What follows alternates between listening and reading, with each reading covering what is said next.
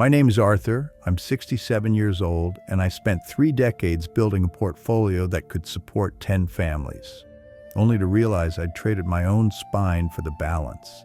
I thought I was providing, but I was actually evaporating. Today, I'm giving you the daily vitality audit, the 3-minute system I wish I'd used before my body finally decided to stop taking my orders.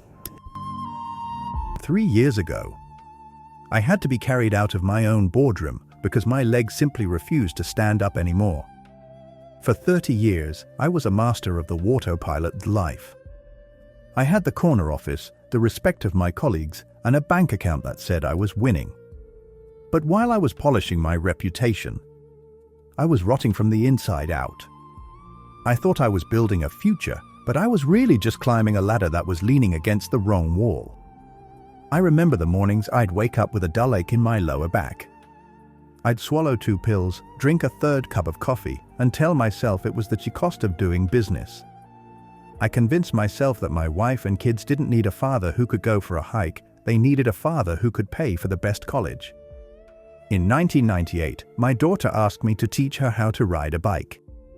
I told her, "Someday, sweetheart. Daddy has a deadline." That Sunday never came because by the time the deadline was over, my nerves were so damaged from 12-hour days in a sedentary chair that I could barely maintain my balance. The crash didn't happen in a hospital. It happened during a quarterly projection meeting. I went to stand up to present the final slide, the one showing our record-breaking profits, and my lower half just stayed in the chair. It was like the connection between my brain and my legs had been severed by decades of neglect. Lying in that bed later that night, hooked up to monitors, I realized the irony. I had all the money in the world to pay for the best doctors, but I no longer had the health they were trying to save. We tell ourselves we're being responsible. We say we're making a life, but we're really just making a living until we're too broken to enjoy it. I was an adequate provider, but I was a disappearing human being. I don't want you to wake up at 67 and realize you've become a stranger to your own physical self. That's why I developed what I call the daily vitality audit. It's a 3-step system for anyone who feels like they're being swallowed by their desk. Step 1, the movement minimum. Every 90 minutes, you close the laptop. You walk for 5 minutes. Not for exercise, but for inventory. You feel your feet on the floor. You check your breath. If you can't spare 5 minutes for your body, you aren't an executive, you're a prisoner. Step 2, the stress sensor. At noon, you ask yourself, where am I carrying the weight? Is it your jaw? Your neck? Your gut? Acknowledge the tension. If you ignore the whispers of your body today, you will be forced to listen to its screams tomorrow.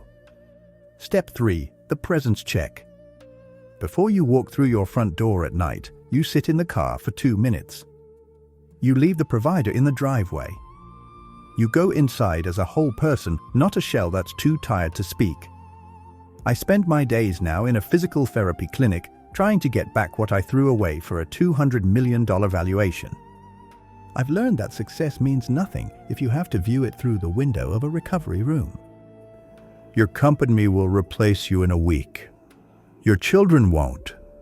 Your spouse won't. And your body is the only home you're ever truly going to live in. Don't let the grind burn the house down while you're still inside. Close the device. Go for a walk. Call the person you've been too busy to see. The money will wait. Your life won't. If you're feeling the weight of your office chair today, hit that subscribe button. We're building a community of people who are tired of living on autopilot.